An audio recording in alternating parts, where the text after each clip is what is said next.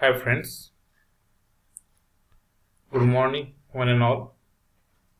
Dear friends, in the previous lecture we discussed about the phenomenon of radioactivity or the concept of radioactivity shown by unstable nucleus in order to achieve stability. We also discussed about the discovery of radioactivity by various scientists like Wilhelm, Becquerel and finally the Marie Curie. With the discovery of this radioactivity, definitely we try to define the definition of radioactivity. After the definition of radioactivity, we also discussed about different types of radioactive decay, like alpha decay, beta decay, and last one gamma decay. With this type of decay, we also tried to study the change in atomic number and the mass number for during different types of the decay of radioactive element, and also we discussed about the penetrating power of these different types of the particles, that is alpha particles, beta particles and the gamma particles. So dear friends, today in this lecture we are interested to define the rate of radioactive disintegration of particular radioactive element. So what will be the rate of disintegration of particular radioactive element? So that we are going to discuss in this lecture. Actually, the two scientists named as or known as Rutherford and Soddy, they found that the activity of any radioactive substance decreases in an exponential manner or logarithmic manner with the time. They found that the activity of radioactive element generally decreases with the increasing time. So as the time proceeds, the activity of radioactive element decreases.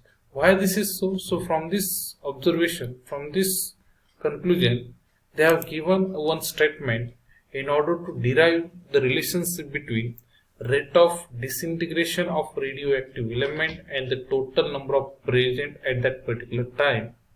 And they found that, or they have concluded that the number of atoms which disintegrate in unit time is always directly proportional to the total number of atoms present at that instant or at that time.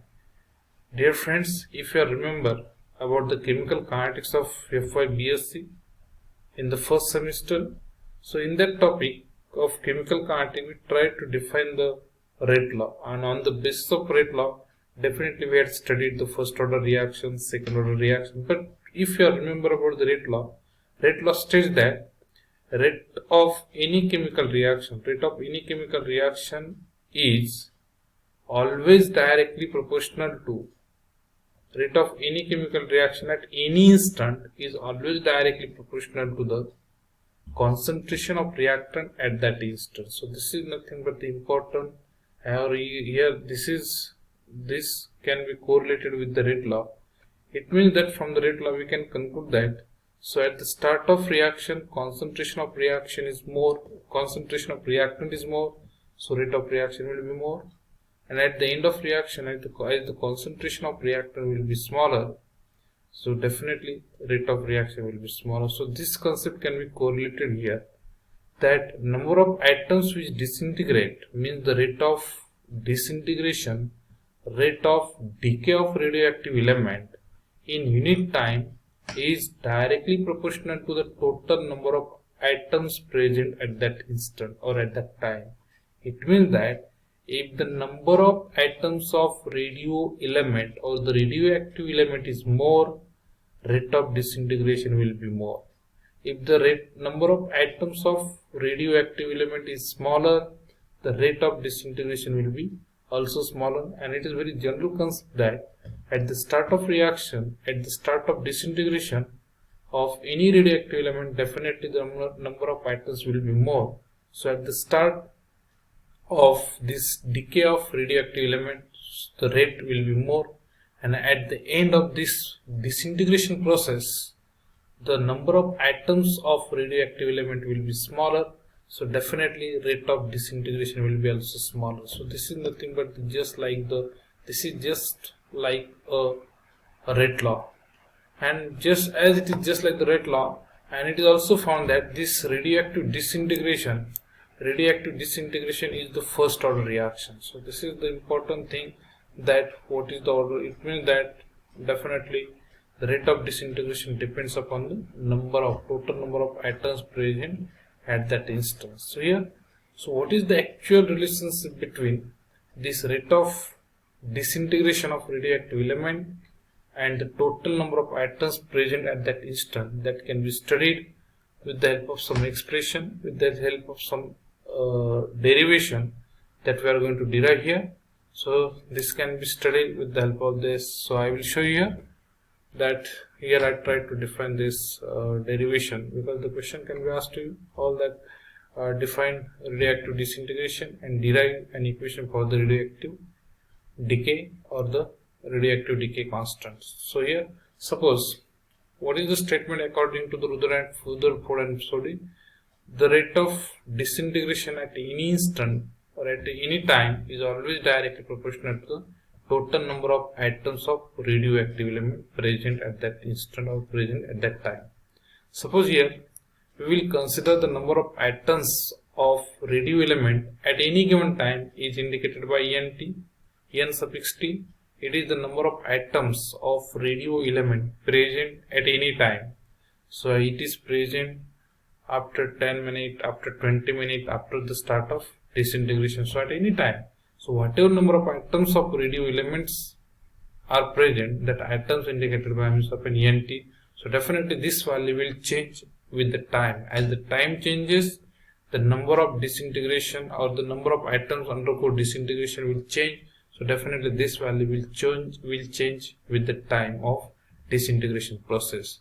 So here, hence with this, as this value changes, the small change in this number of atoms of radio element is indicated by means of an dnt. This is the change in number of atoms of radio element with the change in time, and change in time indicated by means of an dt. So here change in number of atoms with the change in time. So this is just like the change in concentration to the change in time is called as the rate of reaction. So this is the change in number of atoms, and this is the change in time, small change in time, and this is the small change in number of atoms of radioactive elements. So this is the change in number of atoms of radio element to the change in time is called as the rate of decay. So this rate of decay or rate of disintegration of radio element is indicated by dnt by dt minus dnt by dt. This minus sign indicates that the number of atoms of radio element decreases with the process of disintegration, with the process of decay of radioactive element. I hope if you will correlate this with the chemical kinetics of or first or in the second order reaction, definitely you will be able to understand what is the meaning of this negative sign. This negative sign indicates that the number of atoms of radio element decreases with the process of disintegration. So that's why negative sign. And here, according to the Rutherford and Soddy, this rate of disintegration or rate of decay of radio element is always directly proportional to the number of atoms of radio element, total number of atoms of radio element present at that time or at given time. So this number of atoms indicated by ent. So here this is the proportionality sign. In order to remove the proportionality sign, I am taking some constant here. This is called as the proportionality constant, known as the decay constant lambda. So here, if I will rearrange this, then definitely this will be divided by this, that is dnt divided by nt upon dt. It will be lambda. So nt is divided to this term. So definitely it becomes minus dnt upon nt is equal to lambda divided by dt. Suppose I want to define this decay constant lambda. For that purpose, I will put the value of this change in time is unity. It is 1 minute, 1 second, like this. So this is the unit value.